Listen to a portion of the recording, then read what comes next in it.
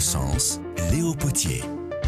Il paraît que le chômage recule en France. L'INSEE estime en effet que le nombre de chômeurs a terminé l'année 2015 sur une légère baisse de 0,1%, un peu en dessous des 10% de la population française. Si cette embellie sur le front du chômage profite à toutes les classes d'âge, il ne faut pas oublier que les jeunes restent les plus durement touchés par le fait d'être sans emploi. Alors on retrousse nos manches aujourd'hui pour aider les plus jeunes à trouver du travail et pas n'importe lequel, le premier travail. Comment faire?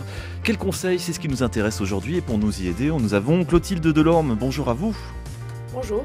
Cofondatrice du cabinet Efficience pour le conseil en développement professionnel, pour l'accompagnement des entreprises mais aussi des étudiants et des jeunes actifs. Merci d'être avec nous et l'expérience du premier poste, vous le connaissez, Camille Fitoussi, bonjour. Bonjour. Vous allez nous raconter tout ça, soyez toutes les deux les bienvenues dans Enquête de sens. Et vous, c'était quoi votre premier boulot et surtout comment vous l'avez trouvé? Appelez-nous aussi pour nous donner vos conseils et pour nous raconter comment a commencé votre première expérience professionnelle. 01 56 56 44 00 pour le standard et qui vous attend. Vous pouvez aussi nous laisser un courriel dès maintenant à notre adresse enquête-de-sens@radionotre-dame.com. Comment s'est passé votre premier boulot et surtout comment l'avez-vous trouvé? Ce qui est vraiment super, c'est qu'on a quelqu'un pour nous le raconter. Camille Fitoussi, maintenant on veut tout savoir sur vous. Alors déjà, première question, c'est d'où vous venez? Je viens de Reims. Vous venez de Reims, donc vous avez bu du champagne toute votre jeunesse. Exactement. Cliché. Non, bon, bref. Puis C'est vrai quand même. Votre cursus scolaire brillant, j'imagine. On va dire ça comme ça. Non, donc en fait, moi, j'ai fait l'université, donc j'ai fait Paris 7 Diderot. Je voulais faire l'université pour avoir de l'indépendance, pour avoir de l'autonomie, pour acquérir une force de travail aussi, c'est ce que j'ai vraiment trouvé, et puis une culture générale. Bon, vous pouvez le dire, c'était aussi avoir l'appartement, faire ses études à Paris et tout. Venir à Paris aussi, ouais. C'était assez attrayant. Donc j'ai fait une fac d'économie et de ressources humaines, et puis ensuite j'ai intégré l'école de commerce ISG, l'Institut supérieur de gestion, Okay. Pour le côté un peu plus pratique, la vision de l'entreprise assez globale, le côté international aussi. Donc j'ai eu l'occasion de faire un petit séjour à New York, c'était le point positif, et puis le réseau aussi auquel on a accès avec une école de commerce, c'est assez intéressant aussi, il faut le dire. Donc avec cette double casquette intéressante. Et puis, au cours de mes études, j'ai multiplié les stages. Déjà pour comprendre ce que je voulais faire vraiment. Donc, alors, à quel stade? C'est la première année, déjà au lycée. deuxième année? Ah, déjà au lycée, ouais, d'accord. Déjà Donc, au ça a lycée, commencé pas tôt. ça a commencé tôt. Au début, voilà, j'ai fait un petit stage chez des opticiens, chez un avocat, dans une agence immobilière, chez des cuisinistes. Donc, je voulais vraiment être sûre de moi dans la voie que j'allais prendre. Et puis, j'ai découvert le métier des ressources humaines. Donc, Okay. j'ai découvert dans un livre, voilà, en essayant de m'informer sur le sujet. Puis après, j'ai rencontré des professionnels, des DRH qui m'ont raconté leur métier pour comprendre voilà, toutes les ficelles, ce qui allait m'intéresser aussi davantage dans les ressources humaines. Puis ensuite, j'ai fait des stages dans ce domaine-là en variant les secteurs d'activité, dans une coopérative agricole, dans un centre de réinsertion professionnelle et sociale, dans un centre de langue anglaise aussi, donc pour varier voir toute la gamme Voilà. de ce qu'il est possible de faire en ressources humaines. Exactement. Il y a des différences fondamentales entre être directeur des ressources humaines dans une société coopérative ou dans un grand groupe. Ce qui va changer, ça va être la culture d'entreprise. Finalement, à quel point les RH ont de la place dans l'entreprise. On est dans une entreprise d'ingénieurs, par exemple. Finalement, les RH doivent aussi prouver leur valeur ajoutée quelque part. Dans une entreprise de service où les personnes vont être au cœur de l'entreprise, peut-être que ça a davantage de poids aussi.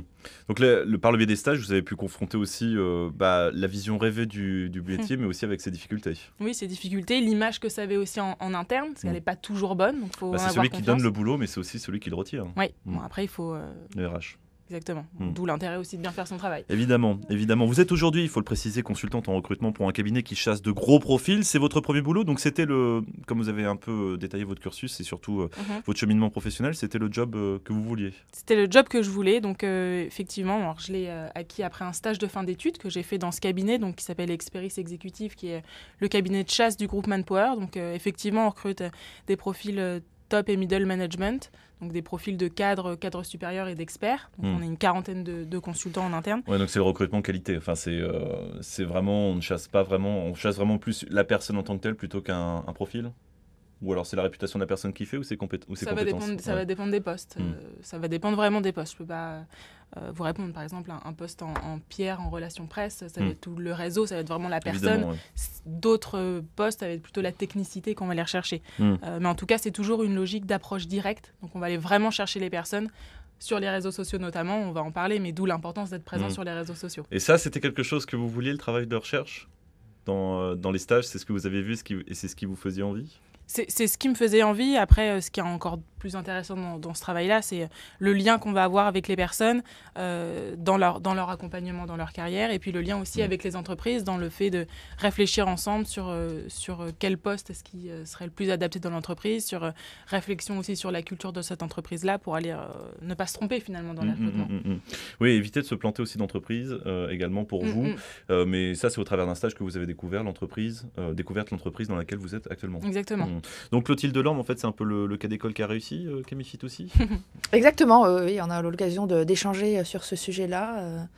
Tout à fait, oui. Et j'ai envie de revenir sur un point qui me paraît important, c'est les stages. Parce que moi, j'accompagne beaucoup de jeunes vers leur premier emploi, et puis des moins jeunes qui veulent changer d'emploi. Mes clients, ils ont je dirais pas entre 7 et 77 ans, mais plutôt entre 17 et 60 ans. Et la partie stage, Camille, je la trouve très intéressante. Multiplier les expériences, ça me paraît très important, parce que c'est comme ça qu'on trouve sa voie et qu'on se rend compte de la réalité, qu'on confronte le rêve à la réalité. Ça me paraît quelque chose qui est important. Et puis il y a un deuxième point aussi, Camille, que je trouve important, c'est la partie rencontre. Le fait de rencontrer des personnes qui vont vous expliquer ce qu'elles font, comment est-ce qu'elles le font, ce qu'elles aiment et ce qu'elles n'aiment pas dans leur job. Donc ça, je pense que c'est aussi un point important pour des jeunes. Tout simplement. Vous savez quand même, Clotilde Delorme, chez les jeunes circule souvent l'image du serpent qui se mord la queue. Pour avoir un stage, vous devez avoir une expérience professionnelle, mais pour avoir une expérience professionnelle, vous devez avoir un stage. Oui, vous pouvez aussi avoir un stage sans avoir beaucoup d'expérience et être très convaincant. Voilà. Pour expliquer que ce stage est vraiment pour vous et que vous êtes la bonne personne et que vous allez apporter beaucoup de choses à l'entreprise. Ok, alors Camille Fitoussi, comment ça s'est passé pour décrocher les stages qui ont amené ensuite votre premier travail? Vous avez écumé les salons de l'emploi, vous avez serré des pinces, vous avez fait chauffer la carte bleue pour envoyer 10 CV par jour. Qu'est-ce que vous avez fait? J'ai surtout serré des pinces en fait. Ouais. Développer son réseau, c'est pas forcément pour les personnes qui sont dans des grandes écoles. Ça peut être aussi, en université, je commençais déjà. L'idée, c'est d'aller voir des professeurs, par exemple, ou de rencontrer finalement n'importe qui sur notre passage, de prendre contact avec des gens par soi-même. Il suffit, par exemple, d'aller sur LinkedIn, d'aller regarder les anciens de notre université, de prendre contact avec eux. À nous, à notre charge, d'aller vers les gens et puis de les solliciter de manière spontanée. Donc, c'est plutôt de manière spontanée que j'ai eu tous mes stages. En allant vers les gens. Mon job actuel, j'ai répondu à une annonce. Donc j'ai aussi de la chance, c'est pas toujours comme ça. Je crois que, en tout cas, plus de 50% des recherches d'emploi où le fait de trouver son emploi se fait par le réseau. 70% pour les cadres, donc c'est encore plus important. Ouais, d'où l'importance d'avoir constitué quand même son petit réseau de connaissances pour opérer l'offre d'emploi qui ne tombera pas nécessairement sur Pôle emploi. Oui, exactement, absolument. Il y a tout un marché de l'emploi qui est caché, même à des petits niveaux, pour effectivement des postes qui ne sont pas encore ouverts, par exemple, aussi. Donc, et ce marché-là, on y a accès en allant vers les gens de manière spontanée, effectivement. Et son réseau, ça ne se développe pas au moment où on en a besoin, ça se développe bien avant, bien en amont. Aujourd'hui, même au lycée ou en études supérieures, c'est déjà le moment de créer son profil, réfléchir à son projet, le mettre en avant, faire le marketing de soi quelque part. Donc c'est avoir de la visibilité, c'est avoir de la crédibilité. Et puis l'impact aussi qu'on va avoir se mesure avec notre réseau. Et LinkedIn en est une bonne image quelque part. Alors, je tiens à préciser pour nos auditeurs également que Viadeo, LinkedIn sont des réseaux sociaux au même titre que Facebook par exemple, mais qui sont spécialisés dans le réseau professionnel. Ce qui veut dire en tant que tel qu'il est possible tout à fait de développer un réseau professionnel assez tôt. Finalement, vous avez dit 17 ans. Vous le recommanderiez aussi jeune, Clotilde Ah Delorme? oui, tout à fait. Moi, je donne des cours en école de commerce à des jeunes qui ont 20 ans, qui sortent de prépa. Et un des premiers travaux qu'on leur demande de faire, c'est de créer leur profil LinkedIn. Et ils savent très bien faire. Ils ont déjà beaucoup de contacts. Et ils ont des choses intéressantes à raconter, même si à 20 ans, en sortant de prépa, ils n'ont pas beaucoup d'expérience. Toute expérience est bonne à prendre. Ils ont tous leur profil, bien sûr. Bon, ce qui est intéressant de noter, c'est que vous ne vous êtes pas limité, Camille Fitoussi, à Pôle emploi pour trouver des offres d'emploi. De toute façon, je pense que vous étiez consciente de cette réalité c'est sûr. bien auparavant. Trouver le marché caché d'emploi, donc en constituant un réseau. Serrer beaucoup de pinces pour décrocher les premiers stages. Si on faisait un concentré des conseils, ça serait comme ça pour vous que ça a marché? Oui, absolument. Puis aller sur des salons et contacter spontanément les personnes. Contacter spontanément les personnes. Ce matin et aujourd'hui, dans Enquête de sens, on se demande comment trouver son premier poste. Il faudrait peut-être aussi préciser que finalement, trouver un travail est possible, mais ce qui est plus dur, c'est trouver le travail qui vous correspond, c'est-à-dire ce que vous avez ciblé professionnellement. Est-ce que vous aviez peur, lorsque vous êtes arrivé sur le marché du travail, Camille Fitoussi, finalement, de devoir vous mettre à travailler, mais en dehors de votre champ d'envie et de compétences? J'avais pas si peur parce que j'étais assez sûre de moi. J'avais cette chance-là. J'avais fait tout un travail aussi en amont pour définir mon projet. Ça, c'est des choses qui ne sont pas données à l'école. En tout cas, le parcours scolaire ne prépare pas à ça. Mais le fait de construire un projet professionnel en accord avec nos talents et nos aspirations, c'est quelque chose de très important. Il y a un cours que je suis en ce moment sur la plateforme de cours en ligne Coursera, qui est enseigné par HEC. C'est un cours qui s'appelle Entrepreneurs du changement, que je recommande fortement, avec toute une partie aussi introspection, réflexion sur pourquoi j'en suis là aujourd'hui, qu'est-ce qui m'a construit, et puis sur l'identité, qui est-ce qu'on est et vers où on va. Donc une réflexion sur ses fondations, sur les talents qu'on a, sur les défis, donc j'entends plutôt nos défauts, je préfère utiliser le mot défi, mais les enjeux qui nous touchent aussi, les valeurs personnelles que nous avons, les personnes qui nous inspirent. Tout ça, c'est des choses qui contribuent à nous construire et à comprendre ce vers quoi on va et finalement ne pas se tromper dans le parcours qu'on va prendre en cohérence avec nos aspirations. Après, il faut dire aussi qu'on va avoir plusieurs jobs dans notre vie. Il est toujours possible de bifurquer à un moment ou à un autre. De bifurquer. Faire des petits sauts de puce. Pour ensuite trouver le gros travail également. Une question pour vous, Clotilde Delorme. Faut-il impérativement que le premier travail que l'on trouve soit obligatoirement en adéquation avec les études que l'on a fait auparavant ? A priori, c'est plus facile de trouver un premier job qui soit un minimum en adéquation avec ce qu'on a fait. Mais après, tout est possible. Il y a une forme de cohérence, en fait, qui se dessine petit à petit. Je reprends ce que dit Camille. Si j'ai fait des études qui m'ont donné envie et qui m'ont prouvé que c'est bien ce que j'ai envie de faire, pourquoi pas. Après, tout changement est possible. Il y a un chiffre qui est sorti l'année dernière qui était le chiffre de 17. En fait, c'est le nombre de métiers, de fonctions différentes qu'un jeune aujourd'hui aura. Donc moi, je crois que tout est possible. Et puis les parcours linéaires, ça n'existe plus. Ce qui est intéressant, c'est de pouvoir rebondir, de passer d'un métier à l'autre. Il y a de plus en plus de passerelles. Et tout est possible si on sait bien faire son marketing de soi, si on sait se vendre, et puis si on se connaît bien, et qu'on est en cohérence avec soi-même, et puis surtout si on est dans quelque chose qu'on a envie de faire, je dirais même envie en 2 mots. Envie, c'est qui nous maintient en vie. Voilà, je pense que ça, c'est important. Vous savez, c'est comme en quête de sens. En quête, c'est en 2 mots également. Exactement, bravo. Alors, bien se vendre, faire son propre marketing, Clotilde Delorme, on va passer sur un outil, effectivement, que tout le monde connaît bien. Pour en avoir vu, pour l'avoir créé, pour être un peu l'affiche de l'individu quand il va démarcher des employeurs. Je parle notamment, évidemment, du CV. Un recruteur peut voir passer, on va dire une dizaine de CV, suivant les secteurs, sur son bureau chaque jour. Comment faire en sorte que le sien se retrouve tout en haut de la pile, Clotilde Delorme ? Alors ça, c'est un vrai sujet, le CV. Je pense que le CV, il a une double utilité. D'abord, il doit refléter qui je suis, honnêtement, ce dont j'ai envie. Il doit être cohérent avec ce que je cherche. Donc déjà, on doit pouvoir quelque part lire qui je suis derrière mon CV, donc c'est important. Donc moi, c'est un travail que je fais, mais pas au démarrage. Une fois qu'on a construit son projet professionnel et défini. Ça, c'est la première chose. Et puis par rapport au recruteur, le recruteur passe, alors Camille confirmera sans doute, mais peut-être 30 secondes maximum à lire le CV. Donc c'est un CV qui doit être extrêmement lisible, très bien structuré, concis, avec l'essentiel, avec les mots-clés que le recruteur cherche, du profil qu'il cherche. Ça, c'est très important. Donc, et à la fois quelque chose qui doit se démarquer aussi. Donc là, c'est le travail un peu délicat. Voilà, donc votre CV brillait dans la nuit, Camille Fitoussi, pour que le recruteur non, je pense pas, on va pas dire ça. C'est surtout la manière de l'apporter, en fait. La manière de l'apporter. Enfin, l'amener en main propre ? Pourquoi pas ? Je l'ai pas fait, mais c'est une possibilité. Clairement. L'envoyer par courrier aussi, essayer de tout faire pour se démarquer, parce qu'on ne reçoit jamais de courrier. J'ai reçu un CV en courrier en 2 ans. J'y accordais peut-être plus d'importance qu'à d'autres. Ouais, plutôt que par mail. Voilà. Et puis oui, les mots-clés, effectivement, c'est très important. Côté recruteur, on a des sites emploi où on va chercher les CV, on recherche par mots-clés. La personne qui aura le plus de mots-clés ressortira en premier. Donc c'est effectivement très important. Et oui, je confirme, on y passe extrêmement peu de temps sur le CV. Donc en quelques secondes, il faut qu'on puisse... Il faut avoir tout lu. Il faut avoir tout lu. Mais il faut surtout pouvoir avoir tout lu, en tout cas de l'essentiel. C'est assez cruel parce qu'il faut à la fois donc, afficher ses compétences, mais aussi essayer de montrer également pourquoi me prendre moi plutôt qu'une autre personne qui a les mêmes compétences. Donc affirmer son originalité. Alors, en 30 secondes, montrer ses compétences plus son originalité, ça relève un petit peu d'un gros défi. Non. Non, pas tant que ça ? Non. Non, vous arrivez à repérer une personne originale en 30 secondes avec des mots-clés ? Originale, je sais pas, mais est-ce que c'est la bonne personne que je recherche ? Oui. Ok. Clotilde Delorme ? Oui, attention au CV. Quelquefois, moi, j'ai des jeunes qui arrivent avec des CV roses, qui brillent partout, paillettes, etc. Si on bosse dans la pub, pourquoi pas? Si on bosse dans la finance, peut-être pas. Donc, il y a aussi une question d'habit. L'habit fait le moine. Oui, le recruteur cherche quelqu'un qui sera conforme, qui se fondera bien dans l'environnement et qui aura sa place. D'où l'intérêt de bien connaître le milieu dans lequel on postule. De maîtriser les codes. On ne se pointe pas, par exemple, à un entretien dans la finance ou avocat sans tenue, on va dire. La restauration aussi, dans un certain standard, c'est effectivement également possible. Qu'est-ce que vous diriez des codes du secteur dans lequel vous travaillez, dans le milieu RH, Camille Fitoussi? Est-ce que votre question, c'est...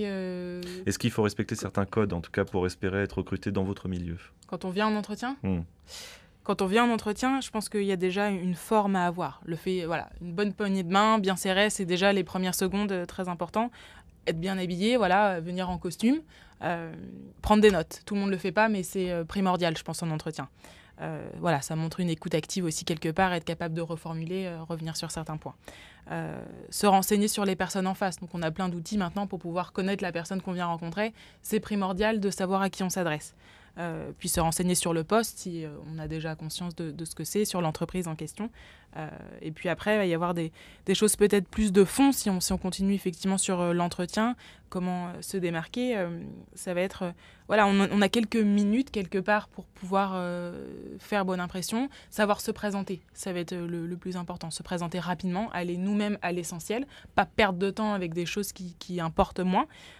Et puis présenter ces différentes expériences en entonnoir, je pense. Enfin, ce que j'entends par là, ça va être déjà parler de la structure. Pourquoi cette entreprise-là? Quelle est la culture de cette entreprise? Ensuite, du contexte. Est-ce que c'est une création de poste? Pourquoi vous, même quand c'était des stages finalement, quel était le périmètre que vous aviez? À qui est-ce que vous reportiez? Qui était votre manager hiérarchique? Quelle était votre position par rapport aux autres? Les tâches que vous aviez? Et puis ensuite, vos réussites, vos contributions, qu'est-ce que vous avez fait qui peut vous démarquer? Mais en tout cas, respecter cet ordre-là. Et puis toujours faire le lien avec le poste, avec la fonction. Et un conseil important, c'est toujours être positif. Il y en a beaucoup qui dégradent les expériences qu'ils ont déjà eues. Et c'est primordial d'en faire ressortir le meilleur et de se montrer sous son meilleur jour. Et d'être positif sur les expériences qu'on a pu avoir. D'accord, donc pas de démarche non plus d'humilité en disant là, il me fallait peut-être attendre un petit peu avant de prendre ce poste. J'étais peut-être un peu jeune pour démarrer ce poste, mais maintenant, aujourd'hui, ça va mieux, donc je peux souscrire à ce poste. Être positif n'empêche pas l'humilité. Ouais. Donc non pas arriver non plus avec les clairons sonnants à l'arrière, les drapeaux et en faisant je suis bon pour ce poste, prenez-moi. Non, l'objectif c'est quand même de se démarquer, c'est de montrer pourquoi est-ce qu'on nous choisirait nous, pourquoi est-ce qu'on serait la bonne personne. Donc on est là quand même pour se vendre, faut pas l'oublier. Donc faut pas être trop modeste non plus en entretien, mais néanmoins ça nous empêche pas d'être humble. Ce que je note quand même, c'est qu'il faut se pointer avec une fiche Bristol en ayant tout de l'intitulé du poste, de l'entreprise, de savoir à peu près l'organigramme de l'entreprise par exemple, pour montrer que l'on sait là où on va. En tout cas, l'avoir en tête. Clotilde Delorme? Oui, je confirme tout à fait. On peut même préparer des questions qu'on va poser. Le recruteur vous googlise, mais vous aussi, en tant que futur recruté, vous pouvez le googliser. Donc vous préparez des questions précises. Le recruteur doit vous imaginer déjà au poste. Et vous aussi, vous entrez dans l'entreprise, vous faites comme si vous étiez embauché et vous êtes dedans. Donc vous vous mettez complètement en situation. Et toutes les expériences précédentes que vous avez faites, les stages que vous aimez, ce qui vous motive, c'est quelque chose que vous allez pouvoir apporter au recruteur. Parce que le recruteur, il ne veut pas se tromper, il veut trouver la bonne personne. Donc vous êtes déjà dans ce que vous allez apporter, votre plus-value, et vous vous imaginez déjà dans le poste. Et vous faites le lien entre toutes vos expériences passées et ce que vous allez apporter au poste.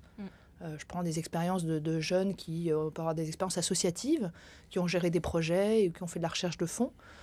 Par exemple, ils vont pouvoir expliquer aux futurs recruteurs qu'ils sauront travailler en transversalité. C'est un enjeu important aujourd'hui. Ça veut dire quoi, travailler en transversalité? C'est-à-dire que c'est les différents secteurs et les différentes fonctions de l'entreprise qui travaillent ensemble pour plus d'innovation, plus de fluidité. C'est quelque chose qui est très important aujourd'hui dans les entreprises. Et donc, on demande aux jeunes aussi de développer ce qu'on appelle les soft skills, c'est-à-dire que toutes les compétences. Les compétences molles ou douces? Exactement, les compétences molles ou douces, mais qui font le cœur du métier. C'est l'eau qui fait le lien. C'est pas seulement les savoir-faire, les expertises, mais tout ce qui fait qu'on va bien travailler ensemble, qu'on va gérer le stress, qu'on va être capable d'innover, qu'on va être capable de travailler ensemble. Donc par exemple, dans un boulot d'industrie, quelqu'un qui bosse dans un bureau, dans un cabinet d'études est capable d'aller parler aux gens du marketing, comme il est capable de descendre à l'atelier et de connaître un minimum le travail de ce que font ses collègues. Exactement. Et même s'il ne l'a jamais fait, il peut avoir des expériences associatives où il l'a fait. Il a organisé un événement pour son bureau des élèves, il a été discuté avec le technicien du plateau, il a été démarcher des commerçants, il a été démarcher le banquier.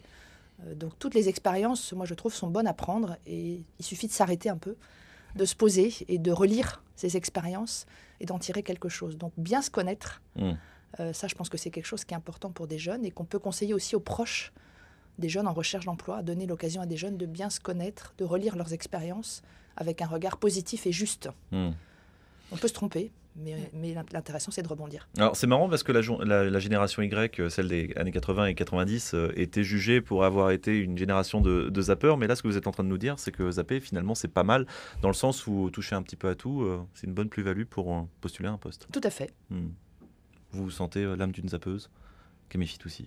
Je pense qu'il faut aussi aller vers de la flexibilité, de l'agilité, et c'est ce qu'on va retrouver derrière ça.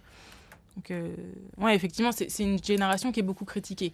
On leur reproche d'être peu impliqués, de ne pas respecter les règles, d'être incapable de se concentrer, d'être tout le temps sur les réseaux sociaux, d'être impatient aussi, de vouloir changer régulièrement de travail. Mais finalement, cette génération Y, donc c'est 81-95 à peu près, répond pas mal au code de l'entreprise et ce que l'entreprise va attendre demain. Alors de l'agilité, voilà, je reprends ça. Ces jeunes générations sont habituées à gérer de l'incertitude, savent qu'ils vont devoir avoir affaire à plusieurs changements de job.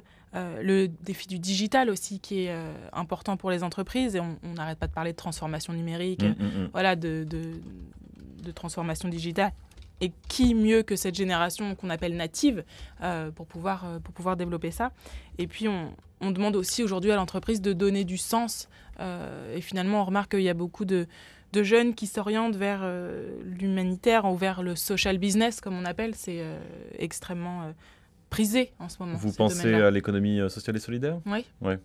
Dont on a beaucoup parlé d'ailleurs sur nos ondes.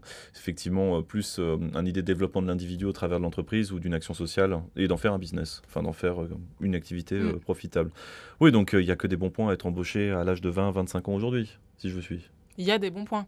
Après, ça devient aussi de plus important dans les entreprises. Je pense qu'il y a une prise de conscience des entreprises. Je prendrais par exemple le groupe Accor qui a dédoublonné son comité de direction avec un shadow cabinet composé de jeunes de 25 à 35 ans qui a, en tout cas, est partie prenante dans les décisions de l'entreprise. Alors, est-ce que c'est un coup de communication, une réalité ? En tout cas, c'est bien. Oui, ça reflète effectivement l'époque dans laquelle on est aujourd'hui. Et puis, il y a beaucoup de mentoring inversé aussi dans les entreprises avec des jeunes qui forment les équipes de direction au défi du digital. Donc, voilà, c'est ces générations-là qui doivent travailler ensemble, donc à la fois avec l'enthousiasme et l'agilité des plus jeunes et puis l'expérience, le sens stratégique voilà, des plus seniors. Donc, l'objectif, c'est vraiment de travailler dans la complémentarité durable, consensuelle et puis efficace entre ces générations-là. Camille Fitoussi et Clotilde Delorme, vous savez qu'on pourrait vous écouter jusqu'au bout de la journée. Il n'y a absolument aucun problème. Malheureusement, il faudra qu'on marque une toute petite pause. Enquête de sens, comment avez-vous trouvé votre premier travail ? C'est la question qui nous intéresse aujourd'hui dans notre émission. Camille Fitoussi et Clotilde Delorme, ne bougez pas, chers auditeurs, si vous avez un jeune dans votre entourage qui cherche, il va falloir nous appeler 01 56 56 44 00 pour le standard qui est toujours ouvert pour vous. Enquête de sens marque une toute petite pause et revient dans quelques instants. En quête de sens, 01 56 56 44 00.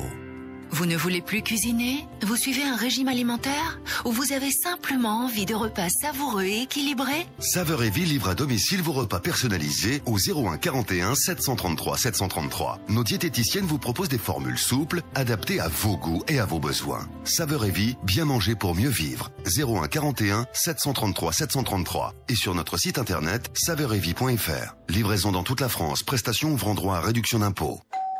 Ah, c'est le livreur Saveur et Vie. Être en retraite, c'est bien. Mais en profiter, c'est mieux, non ? Savez-vous qu'en vendant votre bien immobilier en viager avec René Coste, vous pouvez percevoir une rente mensuelle à vie ? Alors augmentez considérablement votre pouvoir d'achat sans bouger de chez vous grâce au viager. Pour une étude gratuite, personnalisée et sans engagement, 0810 500 600, 0810 500 600, prix d'un appel local. René Coste Viager.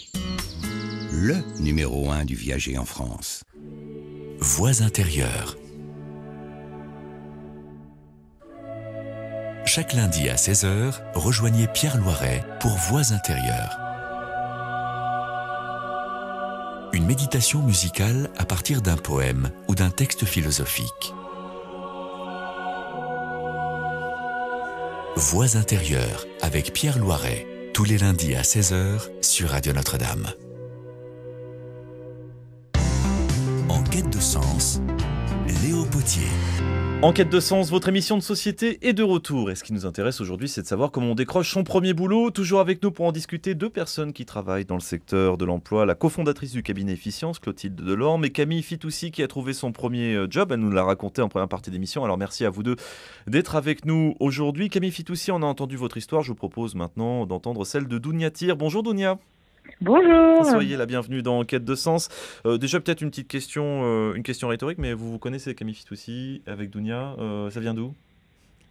Alors en fait, Camille m'a aidée dans ma recherche d'emploi à travers une association qui s'appelle les Cafés de l'Avenir.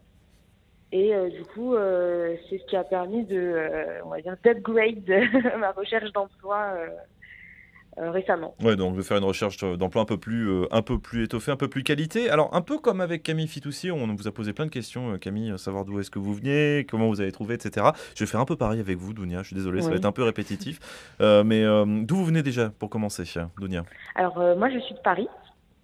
Donc j'ai une licence de sociologie et un master de démocratie que j'ai obtenu l'année dernière. Un master de démocratie ? Exactement. C'est quoi ? Pardonnez-moi la curiosité, mais c'est quoi ? C'est vrai que c'est assez flou. Alors, c'est un master qui est à dominante statistique, mais avec également des enseignements de géographie, de géopolitique et de sociologie. Donc, en fait, c'est un master que j'ai fait pour pouvoir compléter ma licence de sociologie et pouvoir proposer une expertise qualitative et quantitative en matière d'études statistiques. Ok. Bon, ça fera peut-être l'occasion d'une petite émission en quête de sens, peut-être pour plus tard, mais on va pas s'avancer jusque-là. Dounia, le cursus d'études que vous avez suivi, est-ce qu'il est lié au travail que vous occupez aujourd'hui ? Oui. Oui. Il est complètement lié. J'occupe actuellement vraiment le type de poste que je recherchais. Ok, donc vous êtes tombé pile poil dans plein milieu de la cible. On a oublié de préciser qu'est-ce que vous faites aujourd'hui, Dounia ? Alors actuellement, je suis chargée d'études statistiques et cartographe au sein de l'Académie de Créteil. Oui, donc c'est vraiment pile poil dans votre cible. Mais alors, entre le moment où vous recrutez, où vous êtes passé en recrutement, Dounia, et le moment où vous a recruté, est-ce qu'il y a eu la palanquée de CV ? Est-ce qu'il y a eu les mains acérées au salon du travail ? Comment ça s'est passé pour vous ? Oui, alors d'abord, dans un premier temps, donc, il y a eu tout ce qui était envoi de candidature par Internet. Et par contre, j'avais aucun retour. Donc là, c'était la panique. Comment je fais ? Pourquoi ? Du coup, il y a aussi une perte de confiance en soi. Et c'est là que du coup, j'ai contacté les Cafés de l'Avenir. Parce qu'au bout de 2-3 mois sans réponse, je commençais un peu à paniquer, on va dire. Et donc, Camille m'a aidée à mettre en avant mes qualités sur mon CV, par exemple. C'est un travail on a l'impression que c'est facile, mais en fait, pas du tout. La lettre de motivation, bien évidemment, la peur de toute personne qui cherche un travail, et aussi savoir appréhender un entretien de la meilleure façon qu'il soit, parce que c'est vrai qu'on a l'impression que quand on va à l'entretien, il va falloir donner le meilleur de soi-même, vraiment se vendre, alors qu'en fait c'est mutuel. Nous, je recherche un poste, mais en fait je recherche quelqu'un aussi. Donc voilà, c'est surtout apprendre ces bases-là qui pour moi sont essentielles pour la recherche d'emploi. Et que personne ne vous avait enseigné au tout début, Dounia. Exactement. En fait, j'avais un peu l'impression qu'on nous laissait, après l'obtention du diplôme, on a par exemple l'université met pas en place des choses pour nous aider à trouver du travail, nous envoie des offres de partenaires, mais après on est assez seul quand même face à ces candidatures-là. Et c'est vrai que j'ai appris beaucoup de choses en rencontrant Camille, parce que voilà, c'est des choses que je ne savais pas. Donc il fallait un minimum s'accrocher, Dounia. Oui. C'est ce qu'on entend au travers de témoignages. Exactement. Bon, c'est bien, ça, c'est le témoignage résilience de notre belle radio catholique que l'on entend. Ça fait plaisir. Clotilde Delorme, il y a quelque chose que moi je perçois chez Dounia qui est très intéressant. C'est pas parce qu'on se, entre guillemets, mange des refus qu'il faut lâcher l'affaire. Exactement, ça me fait penser à la phrase de Christian Bobin qui dit les échecs sont comme des carreaux cassés par où l'air rentre. Je pense que tout échec est une source d'apprentissage et une source de progression et permet de rebondir. Après, effectivement, il faut avoir cette attitude-là. Comme en sport, on dit que l'homme fort, c'est pas celui qui ne tombe jamais, mais c'est celui qui sait se relever. Voilà. Et moi, je pense effectivement à des tas de personnes que j'ai accompagnées et qui ont changé de voie, de vocation. J'ai une jeune femme en ce moment qui travaille dans le bâtiment. C'est plus du tout son truc et elle est en train de se réorienter. Elle perdait complètement confiance en elle et maintenant elle va aller dans des fonctions plus financières, peut-être retourner dans sa Bretagne natale. Tout ça parce qu'elle a pris un temps de recul pour mieux se connaître, mieux réfléchir à ses expériences. Donc on a beaucoup travaillé ensemble et ne pas se dire je suis nulle. Donc je pense qu'il y a aussi un message moi, que j'ai envie de faire passer aux jeunes, c'est croyez en votre potentiel, ayez confiance en vous et sachez que vous avez beaucoup de talent. Il suffit juste de les développer, de les mettre en œuvre et d'agir. 2 citations, dont une qui n'a rien à voir, la Bretagne ça vous cagne, ça c'est fait. Et de 2, si la porte est fermée, vous pouvez passer par la fenêtre. Tout à fait. Vous y croyez vous aussi, Camille Fitoussi ? Complètement. Ouais. Très bien. Dounia, avant qu'on se sépare, est-ce que vous vouliez ajouter quelque chose ? Je rejoins ce qui vient d'être dit, vraiment de persévérer et d'avoir confiance en soi et que voilà, les refus... Il n'y a pas de fatalité en fait, on a été formé pour un poste ou en tout cas un domaine d'activité qui nous plaît et il faut aller jusqu'au bout de ses rêves et jusqu'au bout de ses projets. Merci encore Dounia pour votre témoignage et puisque vous êtes en train de bosser en plus donc on ne va pas vous retenir plus longtemps. Merci encore d'avoir pris un petit peu de temps pour nous dans Enquête de Sens. Belle journée. Merci à vous, bonne journée aussi. Et belle continuation à vous. 01 56 56 44 00, vous le savez, c'est le numéro du standard dans Enquête de Sens. C'est avec très grand plaisir que j'accueille Frédéric qui nous appelle de Paris. Bonjour Frédéric. Oui, bonjour. Vous avez 22 ans aujourd'hui, vous vouliez témoigner, là aussi, un peu comme Dounia, un peu comme Camille Fitoussi, sur comment vous avez réussi à trouver votre premier job. Ça n'a pas été facile pour vous, je crois, Frédéric. Non, pas du tout. Ça a été assez difficile. Pendant des mois, j'ai cherché mon premier job qui a été très, très dur. C'était dans quoi et, on a envie d'en savoir un petit peu plus sur vous, Frédéric. Qu'est-ce que vous avez fait au tout début comme études et puis qu'est-ce que vous cherchez comme job ? Donc, moi, j'avais fini mes études en CAP agricole. Donc, qui a été très dur à trouver. Donc, je me suis reporté sur un autre métier qui a été dans le bâtiment. Mais ça a toujours été des petits jobs. Donc, j'ai fini par trouver encore un nouveau boulot qui a été caissier, mais qui ne m'a pas du tout convenu, en fait. Ouais, c'était assez éloigné de votre cursus d'études. Vous avez dû alterner les jobs les uns après les autres. C'était surtout peut-être dans un but alimentaire, Frédéric ? Oui, c'est ça. Donc là, je suis de nouveau en train de chercher du travail. Et ce qui est encore une fois en tant que caissier pour trouver vraiment quelque chose. Donc là, je suis en bénévolat dans le secourisme. Est-ce que vous avez un job de rêve, Frédéric ? Moi, ça serait, oui, bien sûr, de travailler avec les animaux. Et, ce n'est pas facile parce qu'il faut maintenant, il faut un bac. Donc, tout a un coût, comme on dit. Donc, c'est une formation qui coûte quand même assez cher. Et voilà. C'est intéressant comme témoignage. Je propose à Clotilde Delorme peut-être d'y ajouter quelque chose. Moi, je félicite Frédéric d'avoir une étoile et d'essayer de la suivre et d'être le héros de sa vie en étant passionné par les animaux. Je suis sûre qu'il y arrivera, peut-être par différentes étapes. J'aime aussi beaucoup dans ce que dit Frédéric, le côté bénévolat. Je pense aussi que ça, c'est vraiment un conseil à donner. C'est en rencontrant des gens, bien sûr, mais aussi en agissant, en donnant et en étant en mouvement, parce qu'on n'attend pas que son job vous tombe dessus. Donc, je trouve ça super. Donc, bravo Frédéric, je suis sûre que vous allez y arriver. Merci. Frédéric, pour chercher à travailler dans le monde donc animal avec les animaux, est-ce que Paris est peut-être la bonne solution pour vous ? Est-ce que ça ne vaudrait pas coup de changer d'endroit géographique pour trouver du travail ? Le problème, c'est que si, bien sûr, moi j'ai pensé à changer parce que moi je suis complètement déporté du travail sur Paris. Et il faut dire qu'à l'heure actuelle, Paris, ce n'est plus la ville où on trouve facilement du travail. Donc je suis déjà en train de rechercher un autre endroit pour trouver du travail, mais c'est vrai qu'après la distance entre Paris et du travail, c'est pas facile.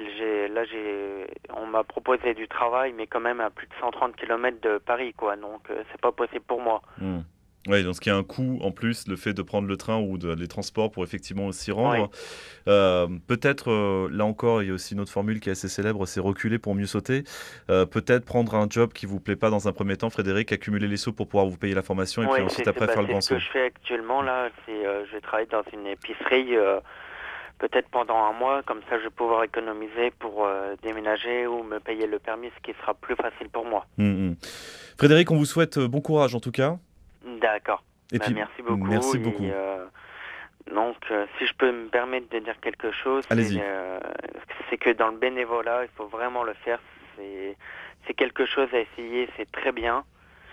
Et on rencontre beaucoup de gens et de personnes qui ont un travail en dehors de ça et qui peuvent nous accompagner, nous aider. Et c'est ce qui m'arrive actuellement. Il y a un grand pouce levé du côté de Clotilde Delambre qui vous écoute, Frédéric. Super, ça vous permet de rencontrer des personnes, des mentors, des modèles, des parrains, des personnes avec qui vous allez pouvoir échanger. Moi, je conseille beaucoup aux personnes que j'accompagne, aux jeunes que j'accompagne, d'aller rencontrer des gens, d'aller interviewer et d'aller à la rencontre de différents jobs. Donc bravo Frédéric et bon courage. Merci beaucoup. Merci Frédéric de nous avoir appelés dans Enquête de Sens. Bonne continuation à vous et surtout bon courage. 01 56 56 44 00, c'est le numéro de Enquête de Sens. Après Frédéric, j'aimerais beaucoup que l'on accueille Pierre. Bonjour Pierre.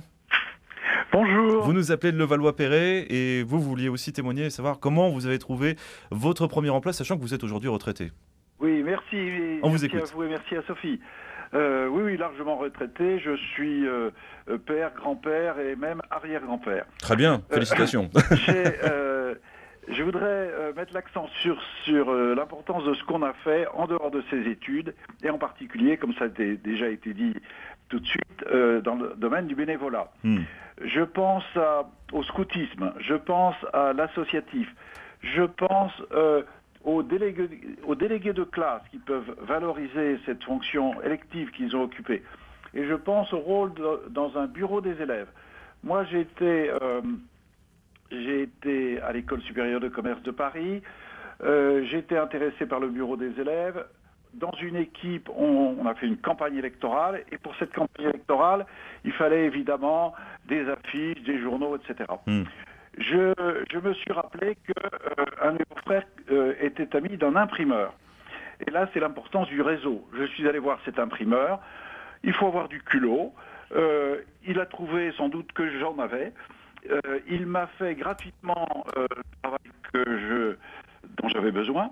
Et plusieurs mois plus tard, alors qu'il recherchait quelqu'un, il a repensé à moi et c'est lui qui m'a recherché. Ah, il s'est souvenu de vous. Pardon ? Il s'est souvenu de vous, Pierre. Il est venu vers moi et il m'a dit j'ai besoin d'un gars comme vous. Voilà. Et c'était dans le domaine de la communication, de l'édition publicitaire. Et donc, ce qui va paraître dinosaurien aux jeunes qui m'écoutent, c'est que j'avais mon premier job 3 mois avant d'être diplômé. Alors, ça peut arriver dans certains diplômes, mais c'est pas c'est assez rare effectivement aujourd'hui. Ça, c'était votre premier job, Pierre. Ça, c'était mon premier job et qui a marqué mon existence professionnelle puisque j'ai fait tout le reste de ma carrière dans la communication, en changeant évidemment de la publicité au marketing, aux relations publiques, etc. Mais c'est comme ça que j'ai démarré parce qu'à l'École supérieure de commerce de Paris, j'avais été élu comme vice-président en relations publiques, relations extérieures de l'école. Et ça venait bien de quelque part. Oui. Merci beaucoup, c'est un joli témoignage. Merci encore Pierre pour l'avoir fait partager. Moi, je recommande beaucoup à mes petits-enfants, et j'en ai 28, de soigner leur réseau, même très jeune, d'avoir un carnet d'adresses, de le tenir à jour, de se remémorer auprès par une carte de vœux, quelque chose comme ça. Mais de se rappeler au bon souvenir des gens. Rencontrer pour maintenir un contact. De ne pas hésiter à se faire rappeler au bon souvenir des gens, Pierre. Voilà. Tout simplement. Bon, eh bien, bon courage avec les 28 petits-enfants, Pierre. Mais c'est un plaisir. Et merci encore de nous écouter. À très bientôt. C'est bien, c'est une des facettes peut-être que vous retrouvez dans les RH, mais chaque personne qui va raconter un peu son cursus professionnel, ça va être une tranche de vie qui va venir. Camille Fitoussi, je ne sais pas si c'est aussi comme ça que vous le voyez. Oui, ça va être une tranche de vie. Et effectivement, ce dont parlait Pierre, le fait de mettre en avant tout engagement associatif ou autre, ça fait la différence aussi avec d'autres. Après, il faut savoir le valoriser. Mais effectivement, tout ce qui nous compose peut être mis en avant. Mais ça marche toujours. Pierre nous parlait moi j'appellerais ça un petit ricochet, c'est-à-dire vraiment le fait d'avoir sollicité une personne, genre 5 ans auparavant, la personne se souvient de vous parce que vous aviez Une démarche assez culottée, ça marche encore aujourd'hui, ça, ou Clotilde Delorme? Tout à fait. Moi, j'aime beaucoup votre image de ricochet. Moi, j'utilise celle du boomerang, mais je donne et je reçois en échange. Qu'est-ce que je peux dans mon réseau apporter comme information à valeur ajoutée? Qu'est-ce que je peux mettre comme information quand je suis jeune sur LinkedIn, sur Twitter? Comment est-ce que je peux communiquer et donner? Parce que c'est en donnant qu'on reçoit. On peut être aussi une chance pour les autres. Mettre les gens en relation, connecter les gens, et c'est génial. C'est boostant, c'est amusant, et puis on est en avant, on va vers son nouveau job, et puis on est une chance pour les autres. Donc ça, je pense que c'est quelque chose qui me paraît important et qu'a souligné Pierre. Et si on n'est pas utile à un recruteur à un instant T, rien ne veut dire que dans 2 mois, 3 mois, 1 an plus tard, ce soit toujours le cas. Il est possible après que le poste change, qu'il y ait une création ou une personne qui parte, et que là, à ce moment-là, le profil redevient intéressant. Exactement. Et moi, les étudiants que j'accompagne à l'ESC Rouen, enfin Néoma maintenant, se donnent des contacts entre eux. Donc voilà, ce stage ne m'intéresse pas parce que moi, les RH, c'est pas mon truc. Donc écoute, on en parle ensemble. Et puis, si c'est ton profil, etc., puisque c'est un contact que j'ai privilégié, j'ai encore eu ça la dernière fois, et ben, on se met en contact. Et donc déjà, à 20 ans, les jeunes travaillent comme ça. Puis je rencontre beaucoup de jeunes aussi qui me disent moi je suis trop jeune pour créer un réseau, j'ai rien à apporter, etc. Et non, puisque finalement on a aussi à apporter avec le réseau qu'on est en train de se construire. On est capable de mettre en relation les gens de son réseau entre eux, et rien que ça en soi, on est une opportunité en soi à ce moment-là. Donc ne pas hésiter, ne pas avoir peur, on a toujours quelque chose à apporter, et puis voilà, aussi entretenir ce lien constamment. Pierre avait commencé à répondre à une question que je voulais vous poser à partir de maintenant, c'est parce qu'on a parlé là des conseils à titre individuel, c'est-à-dire pour la personne qui recherche de l'emploi, mais la personne n'est pas un individu en tant que tel, elle évolue dans une famille, en tout cas dans un entourage. Alors, est-ce que ça veut dire que si la famille ne soutient pas la personne dans sa recherche d'emploi, est-ce que ça veut dire que ça va être plus compliqué que ça? Alors la famille a un rôle délicat à jouer, parce que ce n'est pas forcément les personnes les plus proches qui vont être les meilleures pour aider la personne, parce que le regard peut être bienveillant, trop critique. Donc par contre, les personnes de la famille proches peuvent donner des contacts. Ça c'est certain. Réseau familial. Réseau, et puis peuvent aussi aider le jeune à prendre du temps pour lui, le temps de se poser, le temps de se connaître. Donc donner aussi aux jeunes des opportunités de prendre le temps de se connaître, de prendre le temps de rencontrer. Troisième point, je pense que les personnes proches peuvent aussi donner aux jeunes l'occasion d'agir, quitte à ce que ça soit du bénévolat, des CDI, des missions. Aujourd'hui, il n'y a que la moitié des premiers jobs qui se trouvent en CDI seulement. Et ça n'empêche pas de rebondir. Moi, j'ai des tas d'exemples de jeunes autour de moi. Je pense à une jeune fille brillante qui vient de prendre un CDD d'1 an chez Total, et ça lui va très bien. Il n'y a pas d'inquiétude sur la suite. Donc, je pense qu'on peut aussi, en tant que proche, conseiller ça. Donc, se connaître, interagir, rencontrer, et puis agir. Peut-être les 3 choses que je pourrais suggérer. Et puis je rebondis juste là-dessus, effectivement, la famille a un rôle à jouer, mais aussi il faut élargir son cercle. Et Clotilde, par exemple, qui est une amie de ma famille, avec qui on échange beaucoup sur mon parcours, qui m'accompagne, qui me coach quelque part, qui est le miroir de moi-même, qui me pose les bonnes questions. Voilà, d'accord, donc c'est une émission réseau ce matin en fait. Exactement. Tout s'explique. Et Camille m'a donné des contacts au sein du groupe Manpower, donc des personnes maintenant avec lesquelles je suis en contact. Ouais, donc c'est comme les microbes, ça se refile. Exactement. Moi, ça ne vous rend pas malade. Par contre, on sent bien, par exemple, dans le cas peut-être de Frédéric qui nous avait appelé tout à l'heure, on sent bien peut-être que la famille n'a pas pu forcément créer ces temps où il est possible aux jeunes de réfléchir, de prendre du recul et de pouvoir le faire. Et c'est peut-être là où c'est le plus compliqué. Clotilde. C'est plus compliqué parce que la famille, et moi je parle aussi en tant que mère de famille avec des jeunes qui vont chercher leur premier job dans mes enfants, la famille forcément a une forme de pression ou d'inquiétude ou d'incertitude, aussi parce que les parcours qu'on a eus nous sont peut-être pas les mêmes que les parcours des jeunes. Et je pense qu'aujourd'hui, il y a de plus en plus d'occasions et d'opportunités de rebondir, d'oser et de changer de job. Ça, je pense que c'est un message important. Et les jeunes sont extrêmement agiles par rapport à ça. Après, il y a une question de persévérance aussi. Je pense que ça, c'est aussi un message qu'on peut faire passer. Voilà, quand on se sent pas très bien, on va quand même bosser. Quand il y a du transport, on y va. Et quelquefois, les jeunes baissent un peu les bras. Et moi, je rencontre des jeunes très courageux dans le cadre d'une association qui s'appelle Fratelli, où on donne en fin d'été une occasion à des jeunes boursiers de mieux se connaître et de mieux réfléchir par rapport à eux-mêmes. Et c'est des jeunes qui sont extrêmement courageux, qui ont une force de travail très importante et qui viennent quelquefois de très très loin. Et moi, j'aime énormément ces temps de rencontre avec ces jeunes. Ouais, pour les multifacettes des profils, tous les profils qui viennent et les chemins différents. Exactement. Alors, après, j'imagine que vous avez aussi vos autres raisons. Moi, ce que je verrais, ce serait effectivement la myriade de profils.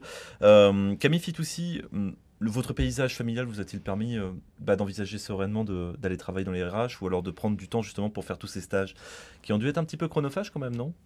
Non. On apprend toujours, on découvre toujours, donc non. Et puis oui, j'ai la chance d'avoir une famille qui me soutient beaucoup, qui m'écoute aussi beaucoup. Et puis c'est un soutien incontestable et je les remercie. Et puis tout mon entourage élargi qui m'aide à me développer. Donc en tout cas, vous avez pu, au sein de votre famille, trouver les temps favorables pour pouvoir partir à la recherche. En d'autres termes, je vais y aller très crûment. Si jamais, par exemple, vous étiez menacé par le chômage, vous avez toujours une solution de repli au cas où pour avoir votre subsistance et votre condition matérielle auprès de votre famille dans l'attente de retrouver un job, par exemple. Oui, après, à chacun de se prendre en main et puis d'aller vers l'indépendance financière aussi. Donc peu importe finalement. C'est à chacun de se prendre en main. Ce que j'essaie de démontrer, c'est que la famille peut aussi jouer le rôle de filet de sécurité, qui peut être aussi bien apprécié lorsqu'on trouve son premier travail, en tout cas quand on recherche son premier travail. Malgré toutes les choses que l'on a pu dire pendant pratiquement cette heure d'émission, on sait quand même que le marché du travail est assez difficile en France, ça on le sait, y compris dans le recrutement de haute qualité, j'imagine. Camille Fitoussi, le recrutement de haute qualité que vous menez. On parle souvent d'espérance sur les ondes d'une radio catholique, c'est notre credo en tout cas, mais je vais quand même me faire l'avocat du diable. Est-ce que malgré toute la bonne volonté du monde, on peut quand même échouer à trouver le poste pour lequel on postule? Le fait par exemple de se dire que malgré tous les efforts que l'on déploie, malgré tous les CV que l'on fait, malgré tous les efforts de présentation, on peut avoir la sensation que cette chance que l'on essaie de mettre dans le premier poste ne nous appartient pas parce qu'on dépend d'autres conditions qui sont d'ordre économique ou tout simplement d'activité économique. Clotilde Delorme. Oui, il y a des choses qui dépendent de nous, des choses qui ne dépendent pas de nous. Je pense que notre travail à chacun, c'est de faire d'utiliser tous les leviers qu'on a. Toi, le ciel t'aidera. Donc de faire tout ce qu'on peut faire, déjà tout ce qui est en notre capacité de faire. C'est ce qu'on dit à nos clients. Après, il y a des choses qui ne dépendent pas de nous. Donc dans ces cas-là, on peut prendre d'autres biais, comme on disait tout à l'heure, prendre des jobs intermédiaires pour arriver petit à petit au job de ses rêves. Une question de persévérance. On suit son étoile, sa route, et puis on y arrive. Peut-être prendre une petite voie de garage, se garer dans un coin pour attendre de prendre la rocade. Ça dépend comment on attend. Mais ça peut être pas mal d'attendre que la rocade se dégage. Oui. Camille Fitoussi. Oui, je voudrais juste ajouter aussi une petite chose sur la Fondation Manpower dont Dounia parlait tout à l'heure. Fondation Manpower au sein de laquelle je suis engagée, qui est partenaire de plusieurs associations et notamment l'association Café de l'Avenir, effectivement, qui accompagne des jeunes dans la recherche de leur premier emploi. Donc c'est des rencontres avec des professionnels qui se font, avec des professionnels bénévoles et qui discutent sur les codes de l'entreprise, sur qui les écoute, qui les conseille. C'est des rencontres qui sont une fois par mois au foyer de la Madeleine, dans les cryptes de l'église de la Madeleine. Et donc des rencontres qui sont, et puis un suivi qui continue jusqu'à trouver le premier emploi. Donc c'est aussi un message que je fais passer pour des jeunes qui aujourd'hui seraient dans la difficulté. Ça peut être un moyen d'avoir accès à des professionnels. Votre fondation est uniquement sur Paris ? Alors, la fondation est partenaire de cette association qui a plusieurs localisations en France. Je pensais aussi pour nos auditeurs qui nous écoutent à Bayonne et aussi à Nantes, pour faire un petit peu de renseignements, notamment chez la fondation Manpower. Mais par rapport à la question que je posais à Clotilde Delorme, Camille Fitoussi, sur le fait que, par exemple, tous les efforts que l'on peut faire pour trouver son premier poste dépend aussi de l'activité économique et de la création de postes. Qu'est-ce que vous recommanderiez ?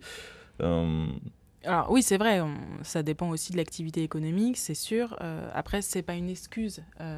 Il faut pas que ce soit une fatalité. Il faut garder la motivation, garder la ténacité et puis se réaliser. Il faut apprendre à sortir de sa zone de confort pour aller au-delà de cette conjoncture qui est pas forcément évidente.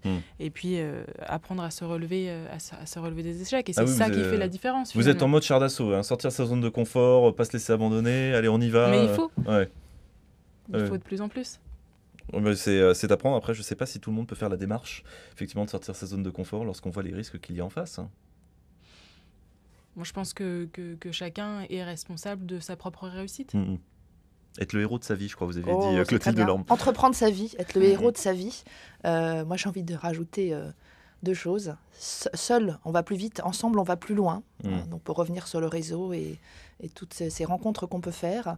Et puis, notre ligne aussi chez Coefficience, donc le cabinet que j'ai fondé, c'est repérer pour agir.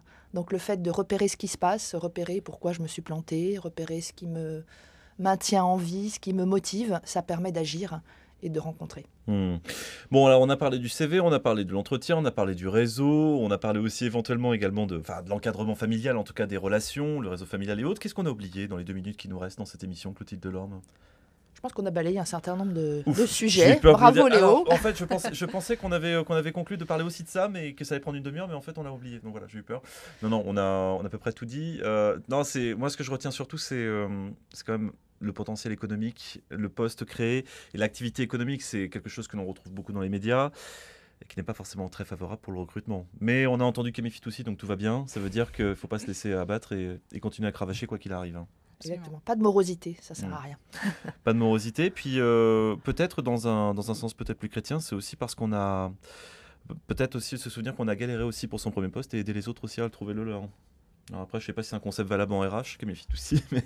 Bah oui, il faut avoir de l'empathie, il ne faut pas oublier, comme c'est difficile, quand effectivement on est en poste, on est de l'autre côté de la barrière, on pourrait avoir tendance à l'oublier, mais il ne faut pas, il faut faire effort, et c'est aussi en rencontrant des personnes en recherche d'emploi ou dans la difficulté et en les accompagnant qu'on garde ce lien et qu'on a de l'empathie quelque part pour ces personnes-là et qu'on a envie d'aller les aider. Oui, donc c'est humain et il faut laisser faire l'humain également. Clotilde Delorme. Et en plus, ça fait du bien d'aider les gens. C'est boostant, ça fait du bien parce qu'on se sent utile. Les chercheurs d'emploi, justement, qui font du bénévolat et qui ont des activités pour les autres, on se sent utile pour quelque chose. Donc, je trouve que c'est intéressant et j'ai beaucoup de personnes que j'accompagne qui le font. Il y a une autre théorie, mais alors ça je parle plus dans mon milieu, c'est-à-dire celui des journalistes, c'est le fait aussi d'avoir un petit peu faim, de courir après le boulot qui permet aussi de cravacher pour avoir son premier poste. Vous souscrivez à ce constat ou pas ? Bien sûr, oui, parce que si je n'ai pas besoin d'argent pour vivre, c'est sûr que je ne vais pas être très motivée. Donc ça fait partie aussi des questions des recruteurs. Est-ce que vous avez vraiment faim ? Est-ce que vous avez envie de gagner votre vie ? Bah oui. Quitte à ne pas accepter non plus n'importe quoi, parce qu'il faut quand même trouver le boulot que l'on veut aussi. Clotilde Delorme, c'est aussi ça le but. Tout à fait. Camille Fitoussi, Clotilde Delorme, merci beaucoup d'être venue mettre du sens aujourd'hui dans la recherche du travail, mais surtout du premier travail. Ce n'est pas si facile, mais il faut s'accrocher, c'est ce qu'on va retenir pour cette émission. Vous êtes d'accord ? Tout à fait, merci. Absolument, merci. Bon super, merci encore en tout cas d'être venu ce matin et aujourd'hui dans Quête de Sens. Clotilde Delorme, je rappelle, pour les conseillers en recrutement et développement professionnel, cabinet Efficience ou Coefficience ? Coefficience, je m'étais planté. Coefficience, quel est le site internet ? Coefficience, vous tapez Coefficience et vous tombez sur Clotilde Delorme. Impeccable, Fondation Manpower avec vous. Merci beaucoup Camille Fitoussi d'être venue également ce matin. Une belle route à toutes les deux. En Quête de Sens, c'est une émission à réécouter sur notre site internet www.radionotre-dame.com. Connectez-y sans problème pour écouter cette émission sous 3 mois. Donc vous avez un petit peu de temps. Portez-vous bien et à très bientôt.